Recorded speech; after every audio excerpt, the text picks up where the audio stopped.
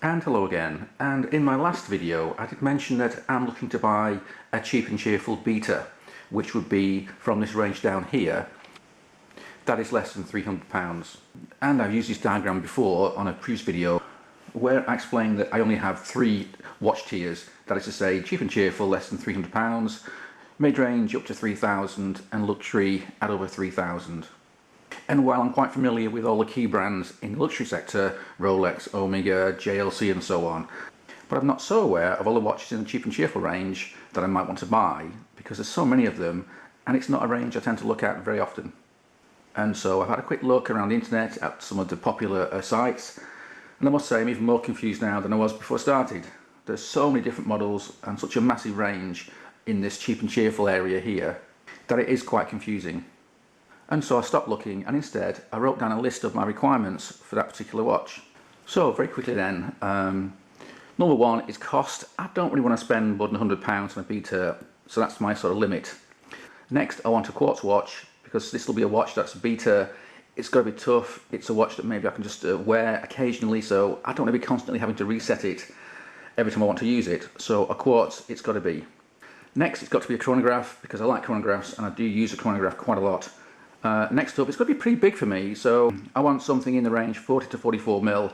That's quite big for me, but I think for an outdoor sort of watch, something a bit bigger that's easy to read is what I want. Next I want a date, not essential but useful. I want good lume, of course. It's got to be waterproof, not down to sort of 5,000 meters, but just waterproof in general, that's fine.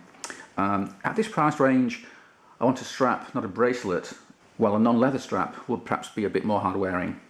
Next style, I want something sporty but not a diver. Brand, something well known and something fairly well available. I don't have to send off to some obscure website or wait weeks and weeks and weeks for something to arrive. Not a fashion brand, of course. I don't want to pay over the odds just for a name. And finally, the kind of brands I'm looking at, something like a Tissot, a Citizen, a Seiko of course, maybe even Rotary. I know they get a bad reputation, but I once bought a Rotary for somebody else, and it was quite a nice watch for the price. So for £100, you can't really argue about that. And so, armed with this list, I had a good look around the internet. It was quite good fun, there was no stress involved. I didn't have to worry about buying a wrong watch. And even with this quite long list of requirements, there's still an awful lot of watches out there that fit the bill. But after an hour or two's looking online, I did find a suitable watch, so I ordered it, and it's due today. And this is the watch that ticks all the boxes. Surprisingly enough, it was cheapest on Amazon that I could find, and the RRP on that is £125, and on here it's £70. It's a kind of pilot watch, which is fine by me. I do like them. And so now let's look at the real thing, and we'll do an unboxing. And here it is, it's just arrived. I haven't actually opened it yet, so let's see what's in here. Get rid of that. And there it is, my new cheap and cheerful Pulsar quartz watch. And let's get it open. Okay, well, I guess it came from here. GB Watch Shop, well, whatever. And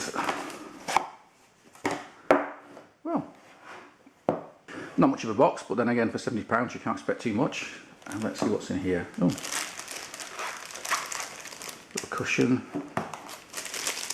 There's the watch there in its little, and oops, and quite a thick instruction manual. Jesus. Luckily it's all in different languages, so I'm sure we'll work out how to use that later on. And the most important thing, of course, is the watch, so let's get him open. And there it is. That actually looks pretty damn good to me. For £70 you can't argue with that. And there it is. First impressions are the strap is quite stiff but quite well padded. Hopefully it should last quite a long time. It's a good size. This is 44mm, surprisingly. It doesn't actually look 44mm. I mean, this one is 43.